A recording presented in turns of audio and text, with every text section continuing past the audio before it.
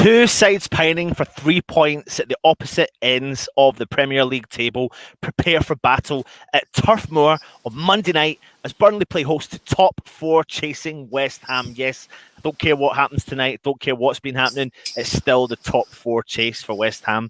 Sean Dyche's men boosted their survival hopes with a 4-0 victory over Wolves. Last time out, where West Ham's Champions League hopes were dealt a little bit of a blow after a 1-0 defeat by Chelsea. Welcome back to West Ham United. I am Anton. I'm joined by Matt. Matt, Burnley, mate, how you feeling? And what's your brief thoughts, mate? I don't know. They are like a bit of a bogey team, aren't they? They're a team we tend to struggle against. It's they're well drilled. They're a well drilled, big physical team. Yeah. Years gone by, we've struggled against that. Mm-hmm. So. And the pressure's on us now. We're not really, I think they're on 30, I'm going to say top of my head, 36 points. Yeah. Top of my head, which is basically safe at this point. Fulham are on 27, so they're like 9 points clear with 4 games to go. Yeah. So I don't know if that's making help us, but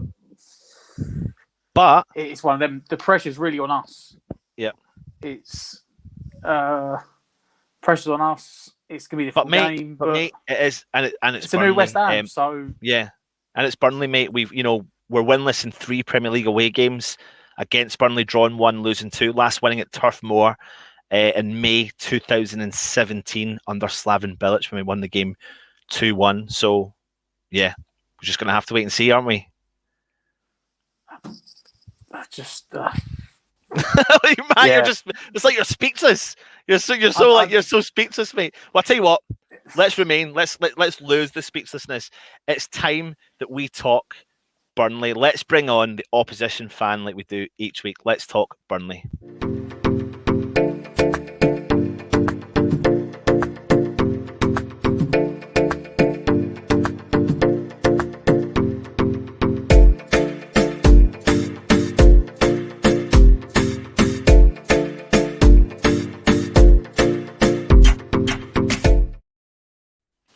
Welcome to Dan from Cricket Field NTV. Dan, how you doing, mate? You okay? I'm all right, guys. Yourselves? Yeah, good. Thanks, mate. Thanks for joining us. Still speechless, Matt. You know what? It's one of them. Like I don't like playing Sean Dyche teams because he's very, very good at what he does. Yeah. And for years we've not had a manager that knows how to just stop it. And he said you're very well drilled. You play the old school, like the 4-4-2 most of the time. You have proper centre forwards up front.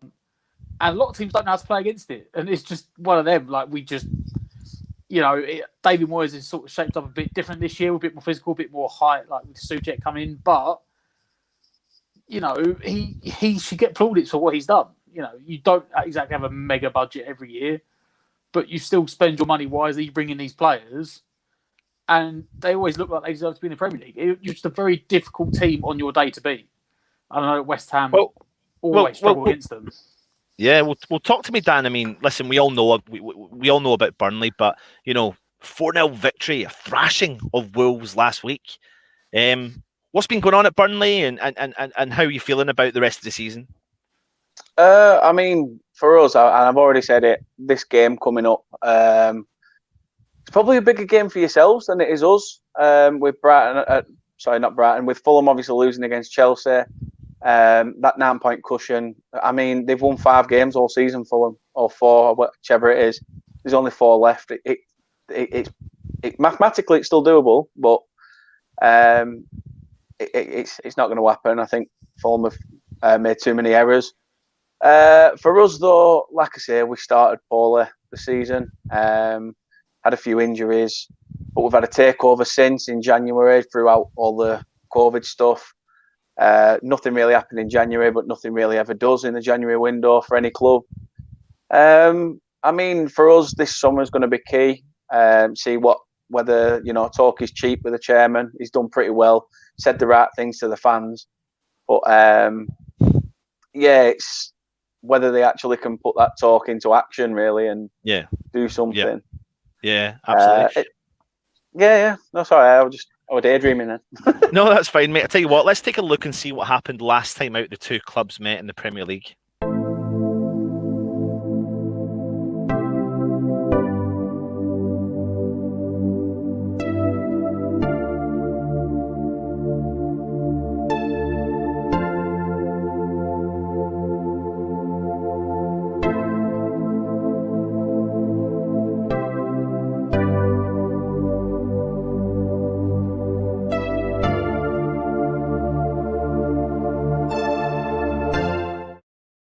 Feels like a long time ago. But you're 9 points clear at the bottom of the Premier League. 5 games to go. I mean, unless it takes an absolute disaster, you should be all right, shouldn't you, for next year? Yeah. I mean, I think the last time I was on, I said to you that a 13th place finish for us is probably about right. I mean, we're flirting around that sort of area. So I'll take it every day of the week. I will be honest, though, this season I thought we were a goner. I thought this season we've not invested. Forest Green Rovers have spent more money than us this year, which speaks volumes. We just didn't seem to be finding a balance. Like I say, there were rift between manager and chairman at the time about trying to get forward, trying to advance the club. Seems that we might have got that now. In some American owners, which are kind of doing the right thing, or from what they've said. So yeah, I'm skeptical about next season. The end of the season now. I think the next couple of games. I mean, we've got Liverpool, we've got Fulham to play as well. So that's another game. It's a must not lose game, really. Even a point off them, it's pretty much concrete that we're in if we don't get anything against you guys and Liverpool. But I don't know. I'm happy now. That 4-0 result against Wolves came out of nowhere. I wasn't expecting it. I wasn't confident going into it. But then Wolves have been one of them teams this year, a bit like us, where they've sort of been up and down. They'll go and grind a result out. And then next minute, they just didn't turn up. They didn't turn up against us. And it shows how bad our season has been when we were 4-0 up. 86 minutes in, and we're still hardening the corner flag, trying to keep the ball. That's the story of our season. That's the story of your season. And you are your arse is still going like that because you think, hold on, we could lose this. We could still lose this. I mean, we did it against Southampton. We chucked a 2-0 lead away. And I thought the Newcastle game afterwards was massive at the time, that Newcastle game. And I thought we have to win. We have to make amends for that. And we didn't. We went 1-0 up and then ended up losing that 2-1. Dan, I was just about to say what Stel's put up in the comments there. As of late, that's how we've been feeling because we've been going into the first half winning up, tend to be going up 3-0 and it's squeaky bum time come the second half, etc. But, following his hat-trick against Wolves last week, Chris Wood has become Burnley's outright highest goal scorer in the Premier League with 44 goals. He's become the first Burnley player to reach double figures for goals in 4 consecutive top-flight campaigns. But also, he's scored more Premier League goals against West Ham than versus any other side in the competition, which is 6 goals in 7 games, netting in all 3 of his appearances against West Ham at Turf Moor in the competition. So, of course, this is why we fear this guy, Chris Wood. Talk to me about him, mate. He's, to our fan base, can be Marmite. Some people think he's an offside merchant. Some people say that hey, I'm not a hipster, not at all. Not at all. It's cold. And my missus is from Yorkshire, so she don't like putting heating on. So, yeah, it's... regarding Chris Wood, I mean, I do enjoy him. It's the way that Sean Dyche sets up. Chris Wood is that type of player that sits on the shoulder, and he is going to get called offside, because there is going to be the defenders that push up, and he sort of be a bit lackluster to that movement happening. It does happen when you're playing on the shoulder, like we say. I agree with what's been said about with Dawson being back. He's got that aerial prowess to try and cut Chris Wood out. Yeah. So, and we've wanted Dawson for years. We wanted him when he were at Rochdale. We wanted him when he were at West Brom. And he's just kept palming us off. And then he went on loan to you guys. And I thought, you're probably the same as me. I thought, to be fair, he's going to be like one of those that just warms your bench. Yeah. But then he's come in and he's been solid for you, and fair play. He's actually been pretty decent. And I'm scared. It's another one of them, this game's though. Dawson could crop up from a set piece. This could be set piece FC versus set piece FC. You know what I mean? Matt, what's your retaliation to that? Because you know it really well, don't you?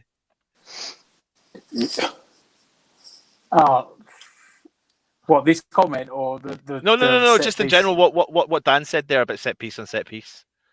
Well, Burnley have sort of made a. I don't want to say they were like the new Stoke, because I actually think sometimes they played a lot better football than Stoke did. But Dan, do you accept that? We've got half of their squad. Do you want to be Stoke? No, I mean, we've got half of their squad. We've got Eric Peters. We've got Phil Bardsley. We're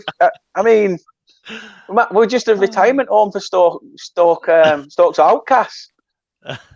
But then you got players like Brownhill, and like I'd love Chris Wood at West Ham. I don't know if he'd start, but I'd definitely take him. I think we were linked with him years ago when he was playing for Leeds. Everyone was like, "Oh no, the guy's a handful." You know. Yeah, he is. You got people like massively under the radar, like Jay Rodriguez, always goes under the radar, but he's got a cracking goal in him. You know, he might be quiet for ages. He pops up with like an absolute belter, and you're like, oh. You got people like, like I said, Brownhill in midfield. You've got good players. For me, you've got England's #1 goalkeeper. For how long? That's the question. But you know, it's. But I mean, listen, there's quality throughout the team at Burnley as well. And another player that I'm kind of fearful of is McNeil in the middle of the park. I think he's been pivotal to Chris Wood's goals this season in particular. I think he's assisted 10 of this. Is it 16 goals that Chris Wood has got this year? Some high, yeah. Yeah. It's let me just come on leaps and bounds as well, because I think it's 10 goals actually. 10 oh goals sorry, because last week they said that he's finally at double figures. Yeah, and he's got over 50% of the assists for Chris Wood. So obviously they've hit a bit of a strike or partnership up top as well. So what's the situation with McNeil? Good, quality young lad. Yeah, he's. I don't want to say too much, because he sort of has been running to the ground a bit. You know, usually you give your young lads a couple, a bit of time to sort of get used to being in that first team squad surroundings. But he sort of come in and just hit the ground running. Yeah. Last season I think we asked way too much of him. It was a case of, you pretty much starting week in, week out, because, like I said, Robbie Brady and his glass ankles are just done for. So we rely a lot on McNeil, and it's sort of, if you can keep him out the game, there's no plan B at Burnley. That's the problem, and it's a case of, right, well, we'll have to rely on set piece after set piece. But he is that old school winger, that old school tricky winger that will get down the byline. It'll be interesting to see him against Kufal or Sufal, however you pronounce it. Be interesting to see him go up against him as well, because I mean, he's been a solid signing for you. So that'll be a good battle on that side. So I'm looking forward to seeing that. Yeah, excellent. And then when it comes to West Ham, of course, you've been, well, as you do when you watch Premier League football, etc. A couple of questions I'm going to ask you is, what's been your thoughts, obviously, since the last time out? West Ham have been on form. We've still been on form as of late. It's not been great. However, we're still in the mix, trying our best to qualify for some form of European football, preferably the Champions League football. How do you think Sean Dyche is going to set up against the likes of West Ham tomorrow as well? So first and foremost, thoughts on West Ham this season, and then how do you think they'll set up with the game tomorrow?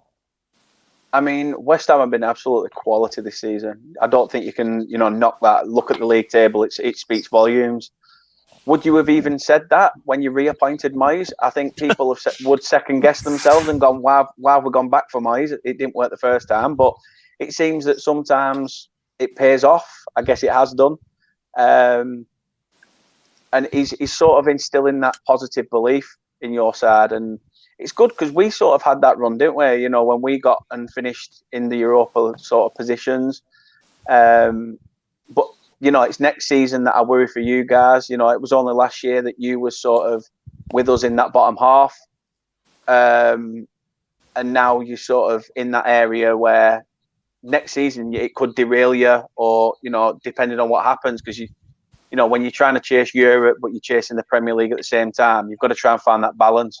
But you've played pretty well. You've been solid. Souček's been absolutely outstanding in midfield. I love him. I'd love to see him in claret and blue, but with a Burnley badge on it. So yeah, your season has been absolutely outstanding.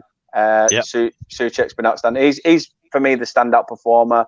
I mean, I know you can say Lingard. He's done really, really well. But yeah, flip side of that, Dash would probably set up as usual, Mark Bassett style, 4-4-2, no questions asked. Well, I'm going to bring up the side you put out against Wolves, and we can kind of briefly go through what you think we can expect for the game. I mean, do you see any changes? Is there any forced changes to be made? No, I think you've kind of got to stick with a winning formula like he has done for the last flaming God knows how many years. I mean, but what they say, don't change your winning side, do they really? And the fact that we've beat a Wolves side, a very good Wolves side, with that sort of squad. I mean, we look at Brownhill like there on the right. You can see that we are lacking in that sort of position. Goodmanson has had his injury worries, so we're having to push a centre mid out onto the right. But with Jack Cork coming back from injury, that were interesting for me, because I thought that he would sort of not be up to scratch because he's been out for so long. But he's come in and he's just been solid, and he's sort of solidified that midfield. But you can see the difference when Brownhill plays on the right to when he plays in the centre.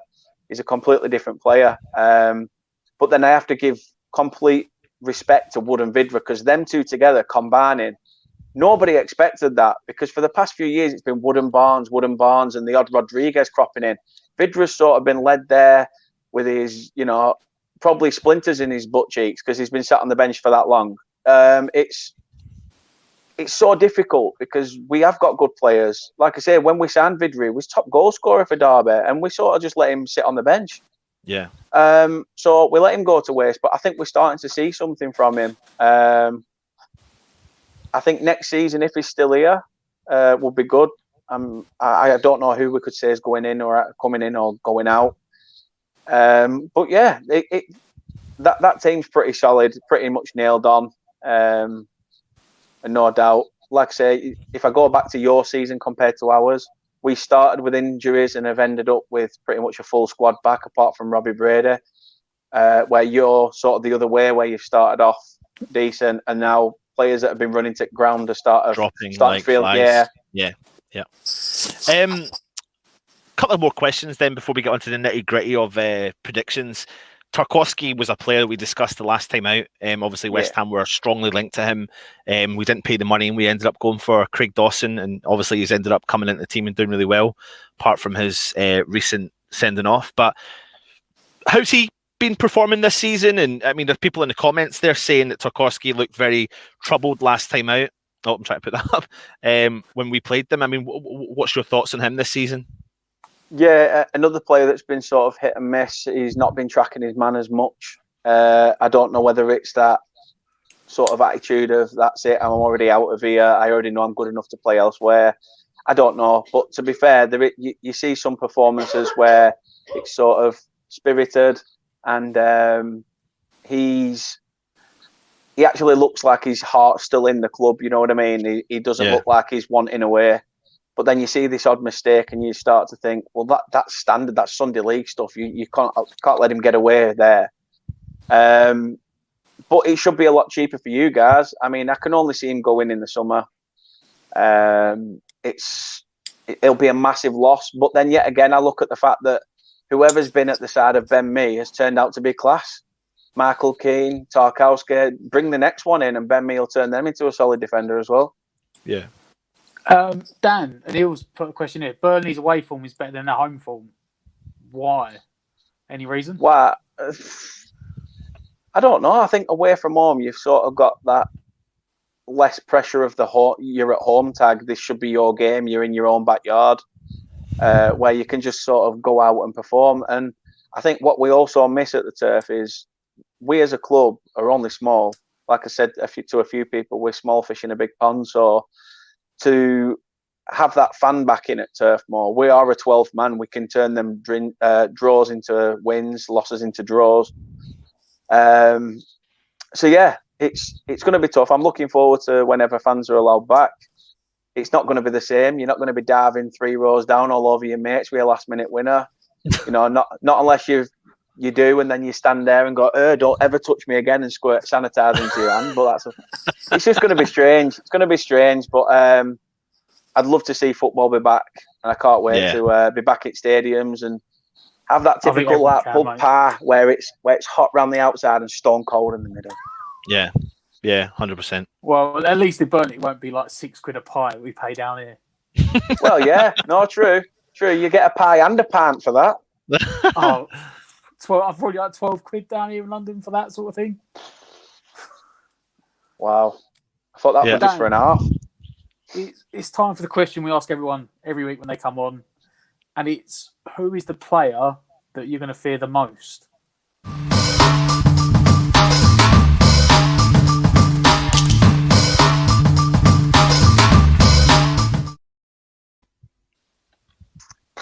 Player I fear the most. I would have said from your intro, Antonio, if he was fit. He's always been a danger against us. But you've got to go for Lingard, haven't you, at the moment? I mean, the man's on fire. He's done outstanding since coming in. He was obviously linked with us. A few people have Twitter talk, basically. But yeah, he's been outstanding. Obviously, David Moyes has revitalised his career. He's gone on to obviously get back into the England setup. So his belief and everything's got to be through the roof. So yeah, Jesse Lingard's got to be the key player for me that we should be scared of, because recently we've started pushing quite a lot and it's led to us conceding a bit. So if we do push against you lot, and especially with your attacking threat of Lingard, Bowen, and sorry, can I just give a shout out as well to Ben Rama? I think Ben Rama should be playing on Monday because I don't think he's had enough game time. Yeah, we're going to get... He's a solid player. Yeah, he's a solid player. The whole of the Premier League were looking at him when he was at Brentford. The whole of the Premier League were pretty much looking at him. And I thought, West Ham, solid fit, that. Really solid fit. And he's just not got the game time. And it's like people are saying, is it a personal vendetta and stuff? And I can understand why people think that. But in this sort of game, this is where he obviously should get game time, should start. If he does, he's also another one that I fear. But at the start of the video, you sort of said, who was it? Chris Wood was like, the fan base love him or hate him. Well, at the moment, you just spoke about R1, and that is Ben Rama. Some fans think he should be playing. Some people saying he shouldn't be in the team enough. And yeah, it's like you said, it's just he needs the game time. But at the moment, he's just not getting that game time, and he's not showing what he can do. I'm sure he'll come good in the end. Who's the player that we should be fearing? Who's going to be your danger man? Who's the guy that's going to do the damage against us tomorrow night? It's got to be Chris Wood, hasn't it? I mean, you can't not say Chris Wood when it's against West Ham. He's sort of come on these last few games and really sort of found his way, so to speak, if you understand what I'm saying. He's kind of found that balance between, staying on the shoulder of the defender, not being offside all the time. And, especially at the moment with the way flaming VAR is and these fancy sideways lines just to make it look like you're off. I don't know. It's got to be Chris Wood for me. His record against you guys is obviously just up there. So, yeah I'd say Chris Wood. Fair shout. And then last question we always ask everyone is, of course, what's your prediction for tomorrow? 2-2. Now you can be honest. You don't have to. He's just gone straight in for it. Straight in for a 2-2. I say straight in for a 2-2. Don't hold back. We know people come on here and go, we don't want to say a loss or whatever. Win 2-2. Yeah.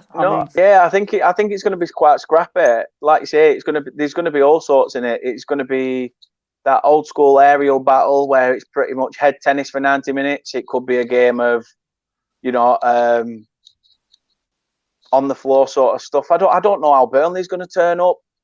like I've said, we scored 4 against Wolves, for Christ's sake. That's probably our goal tally now until the end of the season, done for. So if you beat us 2-0, don't blame me, because I've already quoted it. But I'm going to say 2-2. Like I say, but I think this is a game that you guys pretty much need more than us, because you've had your toes dipped in the Champions League positions. That again, mate. You can say that again. That's what I mean. No, you have had your toes dipped in the water, the Champions League water now for a bit, and you need to keep one foot sort of, paddling in there. But I mean, for you guys, it'll still be a solid season, cementing European football, and it's good for a team like West Ham, because you've got the stadium, you've got the players, you've got the backing now. I mean, if you sort of just put a big palm up to Karen Brady, then you have. But yeah, he knows. Dan knows. He knows. He knows. Right, yeah. That's all. That the only reason I know that is because half the time Robbie Brady's out for us. So every time I see Brady out, I'm either thinking, is it Burnley or West Ham? I have to check it up. Brilliant. Listen, Dan, mate, it's been an absolute pleasure. No, thanks for having me on, pal. We'll hopefully do more work with each other for next season. And yeah, it'll be exciting times. And like I say to every single fan, thanks for joining us, and all the best after tomorrow's game. Just let us get something over the line. Mate, you can have it. This game for me, we're pretty much safe. So yeah, but Dan, for you guys, these are the dangerous ones. These are the dangerous ones for West Ham more than anything. And these sometimes are the games I fear the most. But hopefully West Ham can change. David Moyes can change West Ham's mindset, and we need to just turn up and get the thing there. But anyway, listen, mate. Thank you so much for joining us, and all the best with the YouTube channel, Cricket Field NTV. Is that right? That's the one. Yep, absolutely, mate. I know you've done a preview the other night with Luke from our guys as well, so go and check it out. And I think you were tonight you were on Jake's channel as well, so go and check out that as well. So again, Dan, thank you very much. Second time on the channel, and we'll get you back on, obviously, when we in the near future. So thanks, mate. No problem. Cheers, guys. Cheers, Dan. Cheers, mate. Bye-bye. Cheers. Yeah, again, really cool, Matt. Keep your comments coming in. Let us know what your thoughts are on the guests. I think everyone kind of loves it, to be honest. I think it's great and gives us another good bit of insight into the away team. And he's got a good bit of knowledge on West Ham as well. Yeah, he kind of understands the way West Ham play and the kind of set piece, etc. But before we move on, we have to wish a certain young lady a happy birthday. Sabina T, who's very regular in the chat. Stell is so relentless in the chat. He's so relentless in the chat. Happy birthday to you. I think Stell is blocking people left, right, and centre, and he's upsetting everyone in the chat. So all the best. But Sabina, happy birthday to you. Thank you very much for joining us, as you do. Listen, take that off while I'm talking to Sabina. I'm wishing her happy birthday. Happy birthday to you, Sabina. And again, thank you very much for supporting us each week. Like you do, you turn up, you put the comments in. The same to yourself, Neil T, and of course everyone else to you. We'll jump through the comments at some point in the near future. However, it is time, Matt, that we talk West Ham.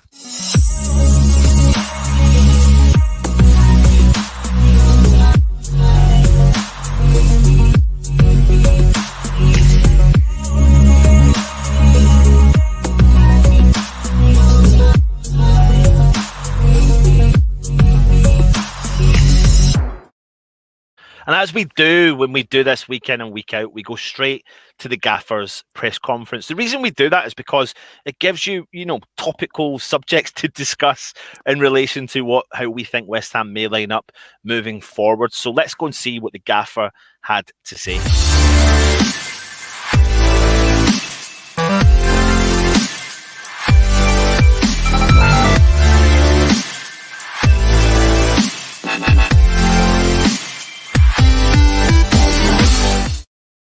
So first up, Mr. David Moyes, the gaffer, has been talking about Antonio. He's been working with the physios and doing a bit on the grass, so I wouldn't rule him out yet, but I wouldn't rule him in either. Let's hope he has a chance. I don't think that comment is related to the Burnley game. No, I'd be very surprised if he made the bench. Well, we need to take the comment as it says, though. Like, he's working with the physios and doing a bit on the grass. On the grass. Yeah, that's it. Yeah, that's it. Yeah, we've seen nothing in training, nothing that he's been involved in any form of game, anything physical. Yeah. So I think there's a little bit of maybe a bit of hope that we may see him come the end of the season after tomorrow with 4 games left. The last 3 games. Is it the last 3? West Brom, Brighton, Southampton. Yeah. So if we can get something out of him for their last 3 games, yeah, like that's for me, that's going to be the key 3 games. Yeah, absolutely. Yep. Let's see what else he's saying. We've got Aaron Creswell, Declan Rice, Arthur, Mickey Antonio out. Dawson was suspended last week, so we've had a few out, but we're working hard to get them all back. Now, I know a lot of people are potentially expecting Declan Rice to make some form of appearance at the West Ham game tomorrow night against Burnley, but where is your head at, Matt? Again, you know what? For the most part, we have to address it in a bit. There's a rumour going around, so based on that rumour, he might start him. He's had a week or 2 on the training ground. He'd done it with Ogbonna the other week. Literally, Ogbonna had a week in the training pitch, didn't he? And he put him straight back in the team. I personally think he'd probably be on the bench, and even then, that's probably as more like a morale boost. Yeah, because he is a bit in front of Antonio, and they said straight away that don't forget, was it a week or so after his big injury, he was already putting pictures out of him training in the gym without the boot on, and got in trouble and had to delete the pictures and put them back out later with a boot on. So we know he's massively in front of schedule, but yeah, and it's a positive sign. I don't doubt for a second that we're going to see a bit of Declan Rice this season. I certainly don't think it's going to be for the game tomorrow. However, as we know the unpredictability of David Moyes, we don't 100% know what is going to happen. Have they been keeping him silent on the social media platforms? Obviously, everyone is silent on the social media platforms just now. However, they may have been keeping him silent for a reason, smoke and mirrors, but we never, ever know.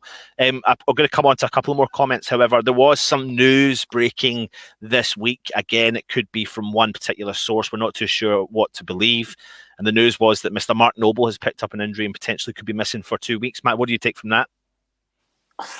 This is what I was referring to. If that's true, I could, based on what he did when Creswell Masuaku got injured and he literally threw Ogbonna back in against Newcastle, if this leak, rumour, possible ITK that before this weekend I've never heard of, if it is true and he is out for 2 weeks, I could see him throwing Rice back in, because we said, I've been saying for months, you get worried if one of Souček or Rice gets out, then Noble's got to come in. We never really thought about past if Noble gets injured. Now it's now we really are scraping that barrel. Do you remember when Rice got injured and we were saying, don't put Noble in? Everyone was writing up this list of players who could fill in Noble's space. Yeah. If he's injured right now, you're going back on that list, and it's what order did you put it in? Realistically, you've probably got Fornals, Coventry, and then you're looking at putting a centre back in there alongside Souček. Yeah. And it's what order is Moyes, especially being consider it's Burnley and they're a physical team.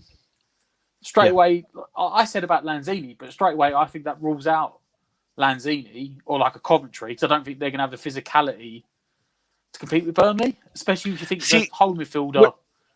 I would. You've got the thing with Lanzini, because we're. But when it comes. Yeah, but when it comes to Mark Noble, though, potentially being injured, right, my biggest concern about where the source comes from, and it's not me ripping into people, but however, the source has said that he heard the news on the Monday, and I believe we've saw before the social media ban is a Mark Noble image of him training in the park. So that's the only thing that I'm slightly concerned about, is we're not 100% too sure. David Moyes had his press conference, and he's not mentioned anything, and it was on Friday, and he's not mentioned anything at all about Mark Noble. Now, that doesn't mean that he's not injured, but we're led to believe that he's not. However, we don't know for a fact, because we never know 100% when it comes to West Ham, even when we get the team news 10, 15 minutes earlier before it gets broken, So we'll just have to wait and see. And we'll talk about, if this scenario happens, what kind of options West Ham have got potentially moving forwards.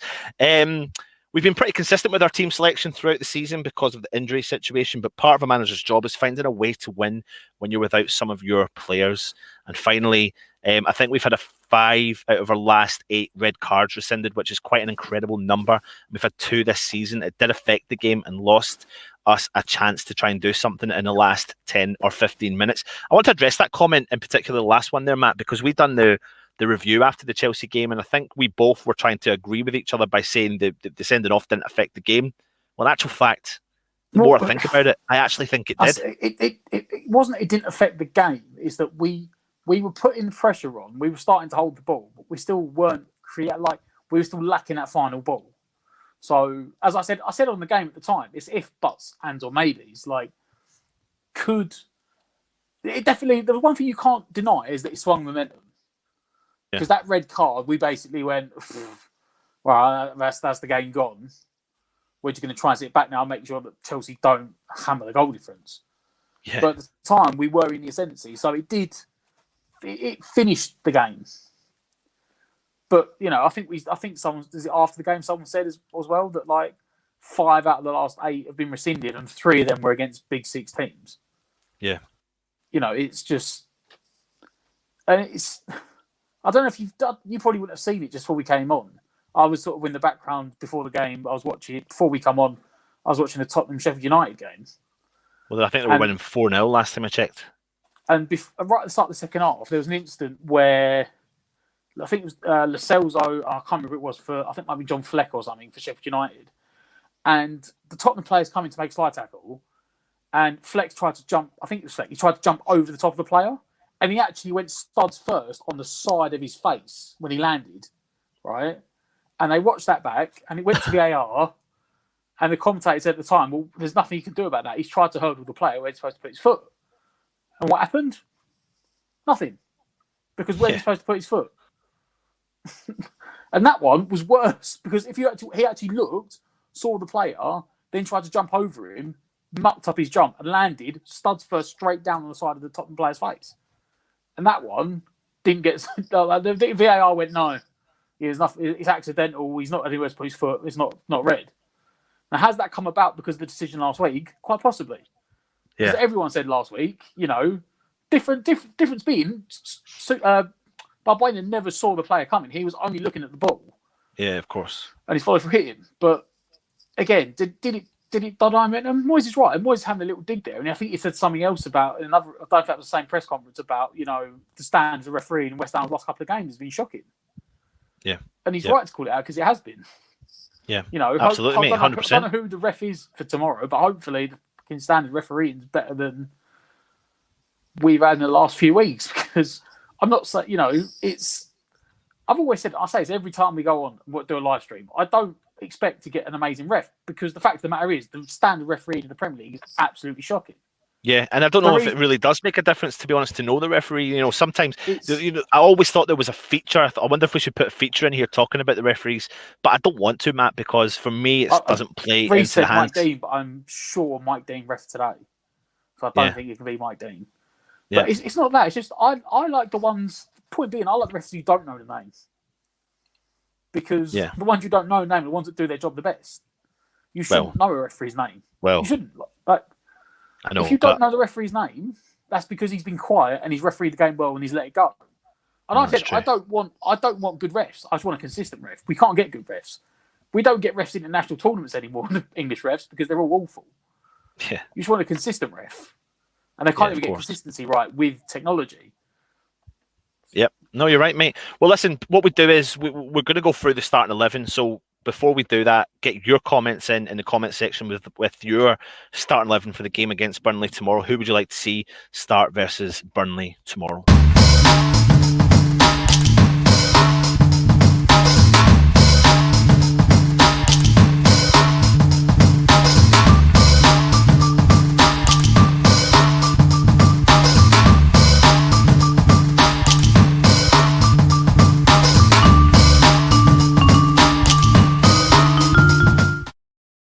So as it currently stands, Matt, the scoreline at the Tottenham game is they've won the game 4-0 against Sheffield United. So West Ham are currently sitting in 6th place on 55 points.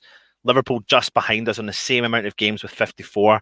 Everton with 52 and Arsenal with 49. Arsenal have got 4 to play. Everton, Liverpool, West Ham have got 5 to play. So it's all really tight. It's all a little bit nitty-gritty. The game's really, really important for West Ham tomorrow. Massively important for us. But let's go through our starting 11 and take a look at the starting 11 that West Ham put out against Chelsea, and see what, if at all, any changes we think that may happen. We'll start, obviously, in goal, Fabianski. I mean, listen, I'll put it out there right now. I feel like he's blown a little bit of hot and cold. Of course, he's going to be the starting keeper for us.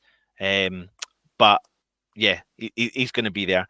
When it comes to the defence, though, Matt, what formation are we going to line up with? I'm going back 4.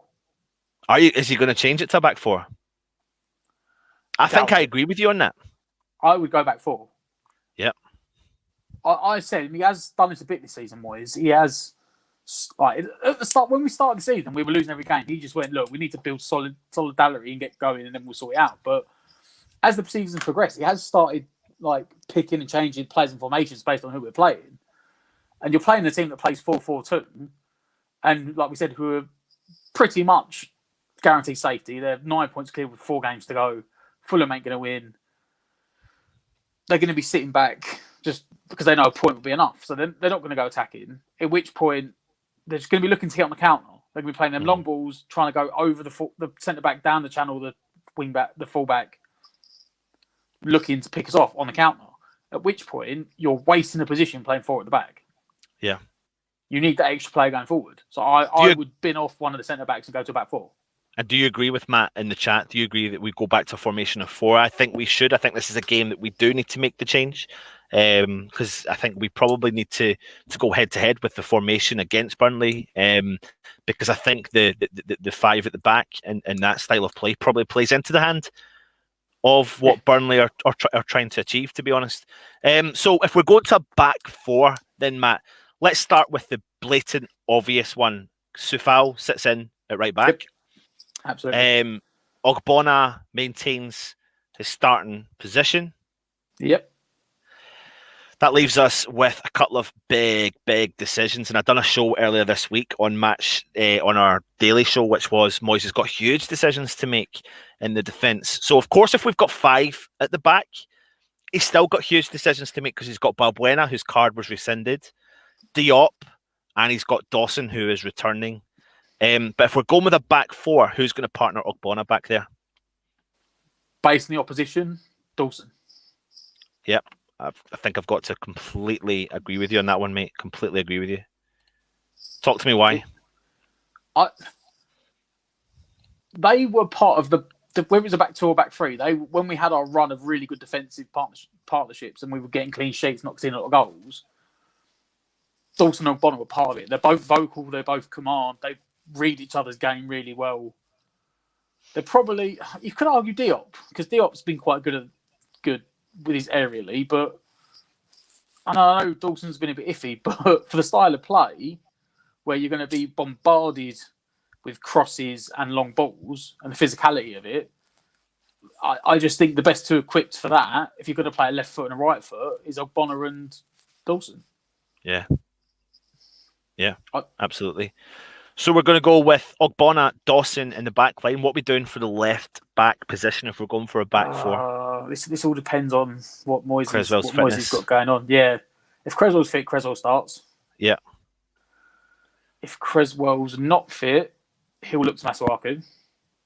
If Masuaku's also not fit, he then gets to do a forced to play a 5. He may then go back to a 5, yeah. Yeah. In which case, if it's the 5, which entirely changes the team I pick. If it goes to a 5, I believe you see Soufal on the right, like we got there, Fredericks on the left that we got there, Ogbonna in the middle. You know what?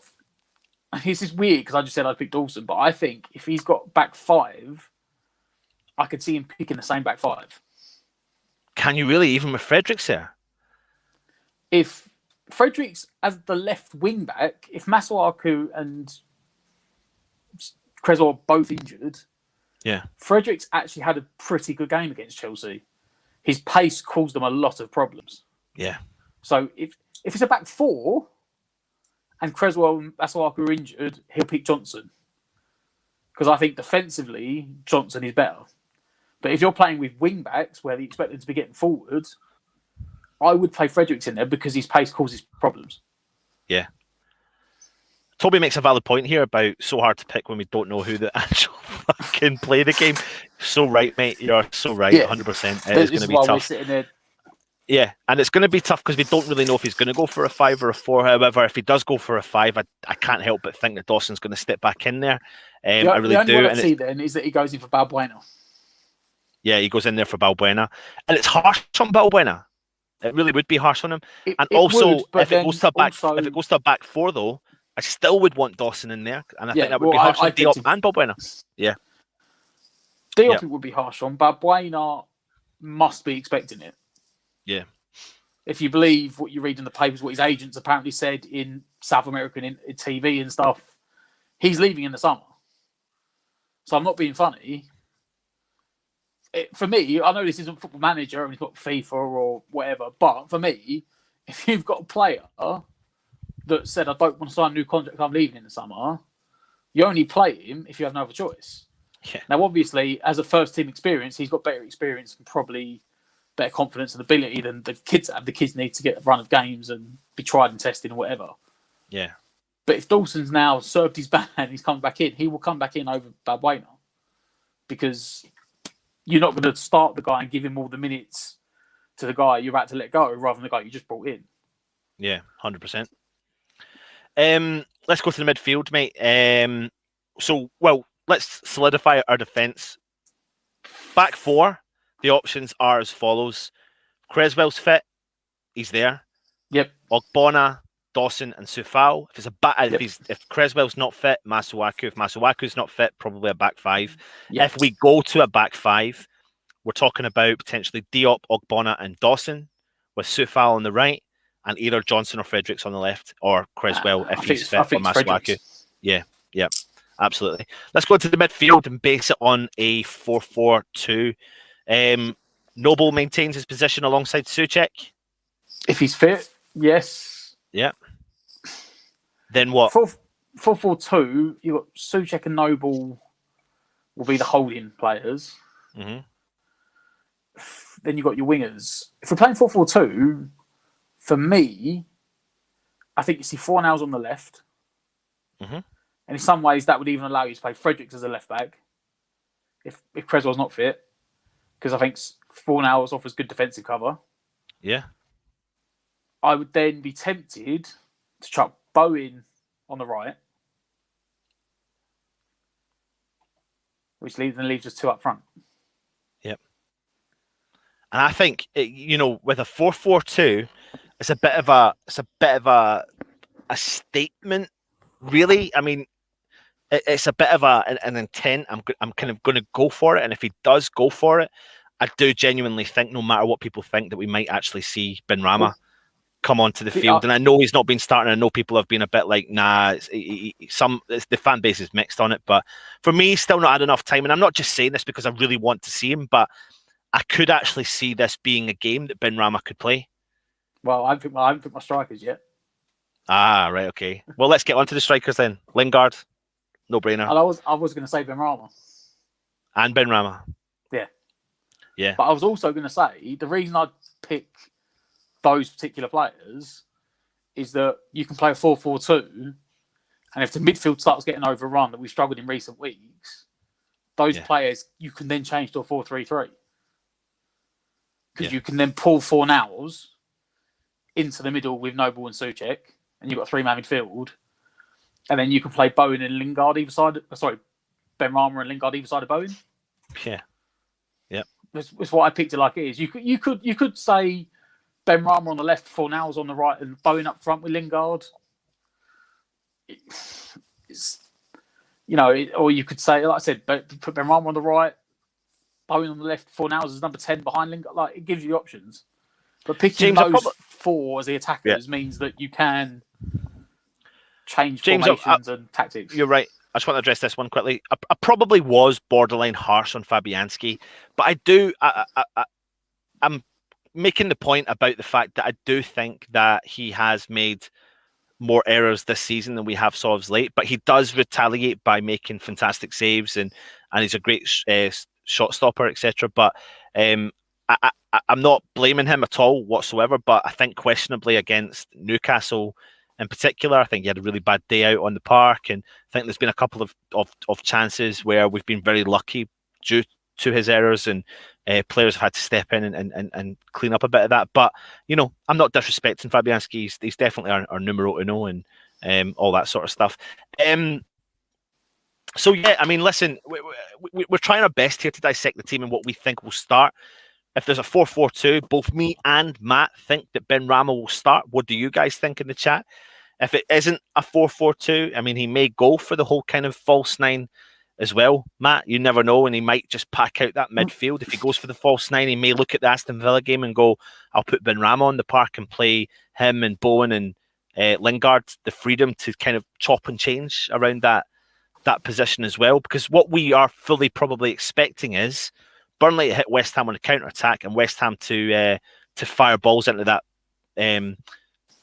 defence of Burnley all game. I don't know if you agree with that. Yeah. This is why I said 4-4-2, or you can go 4-3-3. Yep. For two teams fighting in different sets of the Premier League, Burnley have kept 10 clean sheets, which is equal to West Ham's clean sheets this season. They've conceded 45, and West Ham have conceded 43.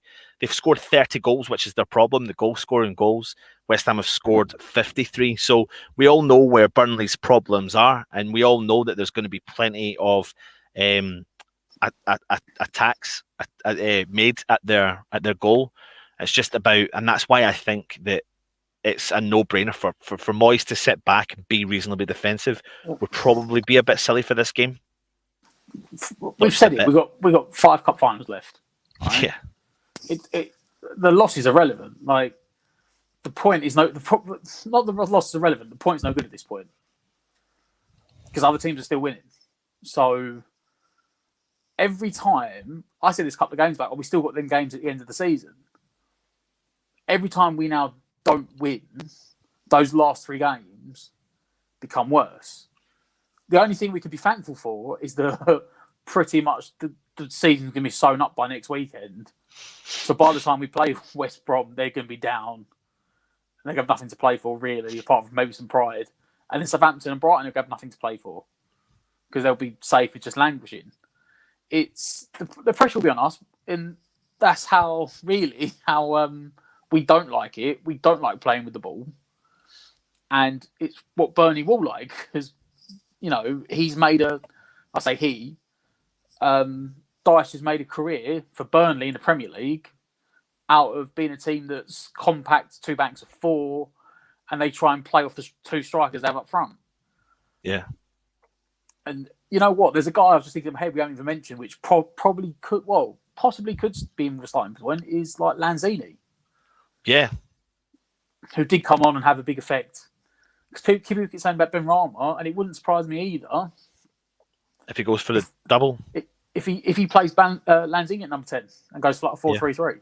Yeah. And puts Fornals and Lingard either side of, or them to either side of Bowen. I'll be honest with you, I'm going to call it. I'm now. I'm putting my money where my mouth is. I think Benrahma will play tomorrow. I think he'll start for the game against Burnley tomorrow. I think it's the right game to play him and let him be creative. And if he is going to play him, then he's going to have the kind of Benrahma, the Fornals, the Bowen, the Lingard effect, and they do work well together when they've played together like that and had a little bit of freedom in the midfield moving forward. When one goes forward, the other one's trapped back, all that sort of stuff.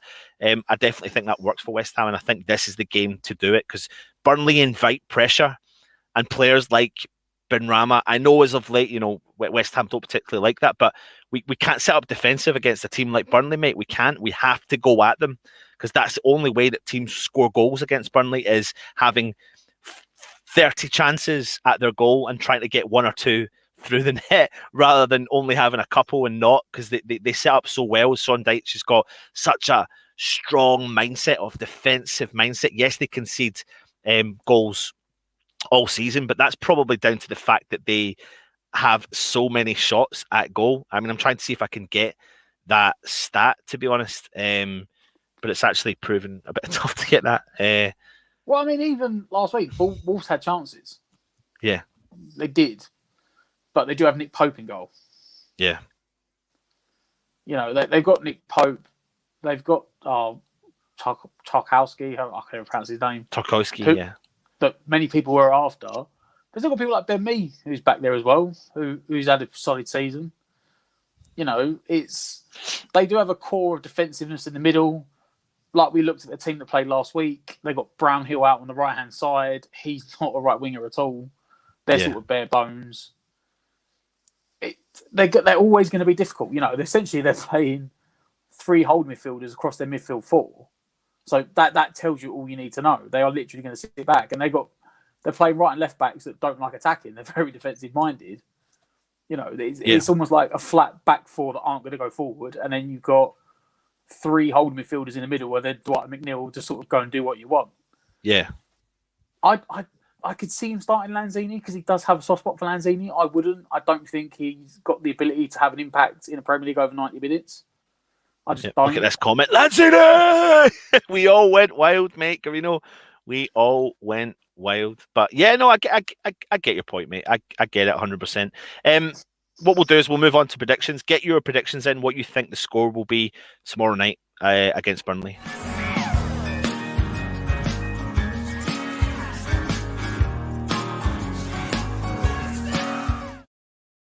Now, a couple of things before we get on to that is, for anyone that's watching, you've seen quite a lot of protests at the Man United game today. The game was postponed between Manchester United and Liverpool.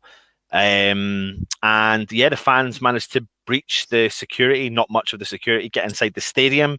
And then I think there was a bit of bother outside, etc. So I don't think we're going to see the end of this, Matt, at all. And I don't know how much of an impact that's going to have on the season. I think it's a little bit annoying for a West Ham fans' point of view, because you always don't really want the opposition to have a game in hand. That game now, yeah. Yeah.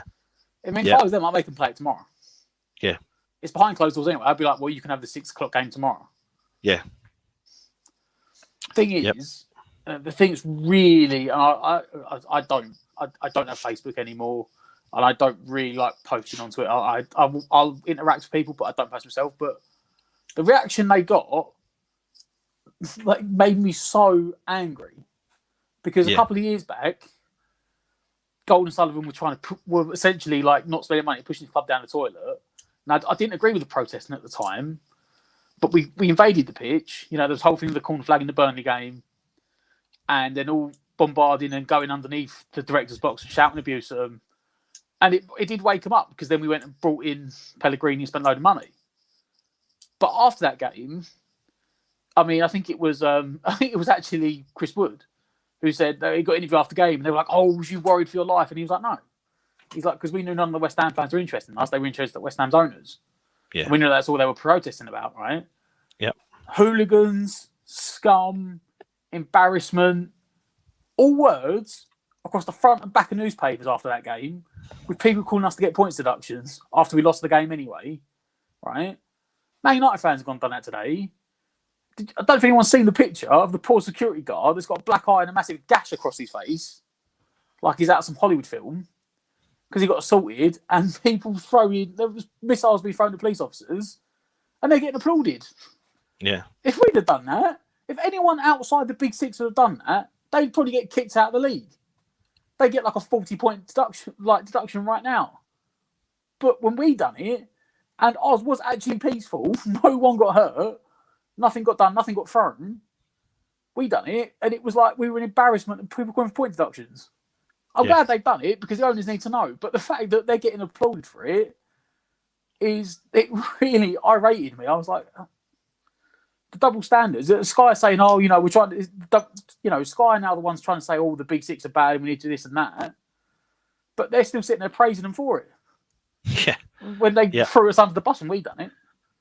Yeah.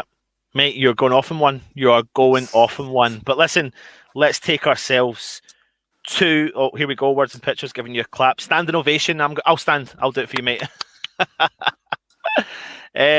Predictions, mate. What's your prediction? Actually, before we do the predictions, make sure you join us tomorrow. Kickoff is at 8:15, which makes me think we're going live at 7 o'clock tomorrow evening. I think you're around, Matt, aren't you? Yep. Before we do our predictions, tomorrow's schedule is as follows. Instead of doing a West Ham daily, Stell is going to be doing a West Ham weekly in the afternoon.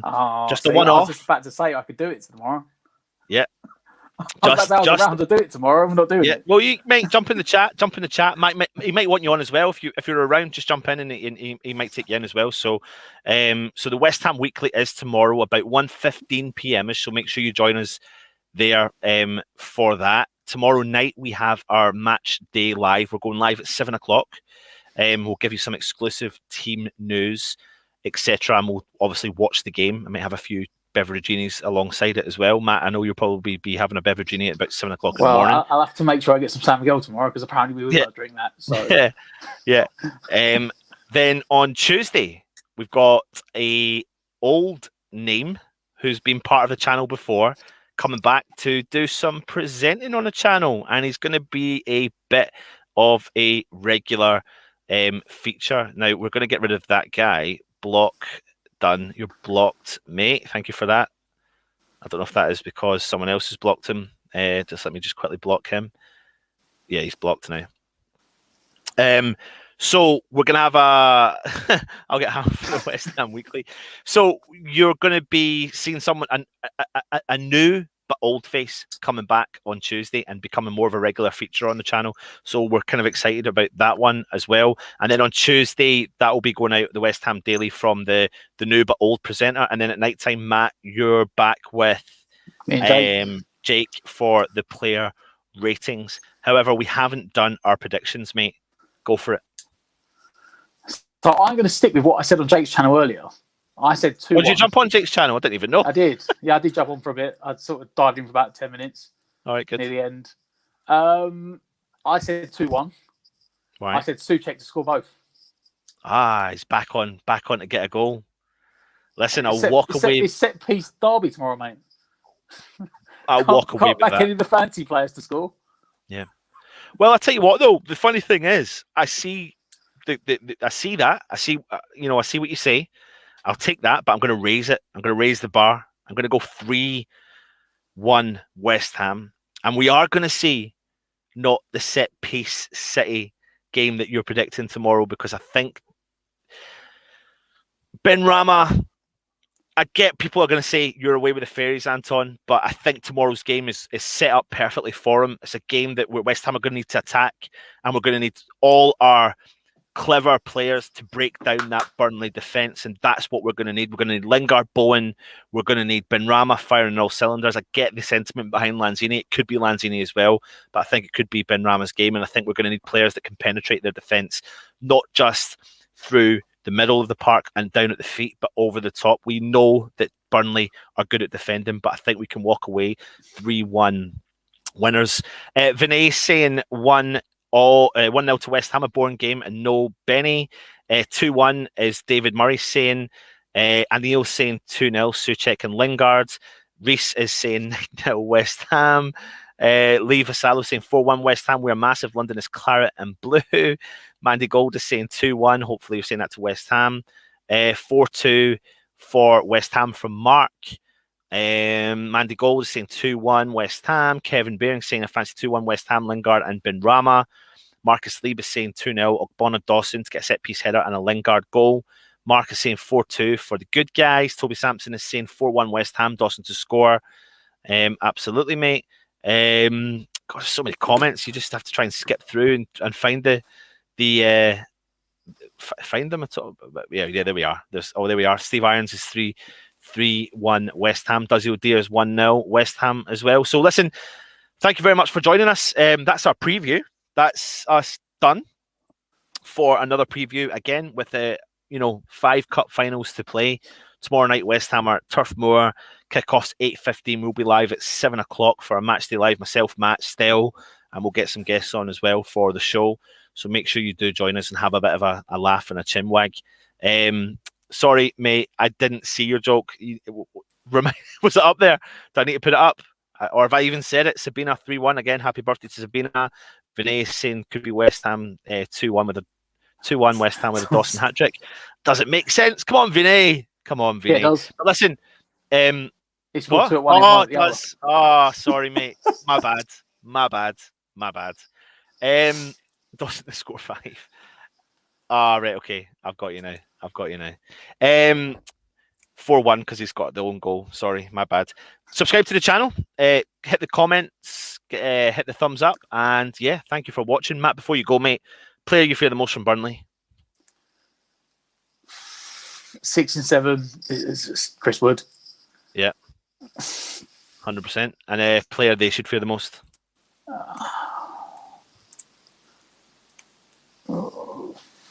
If he actually starts, I'll go Benrahma.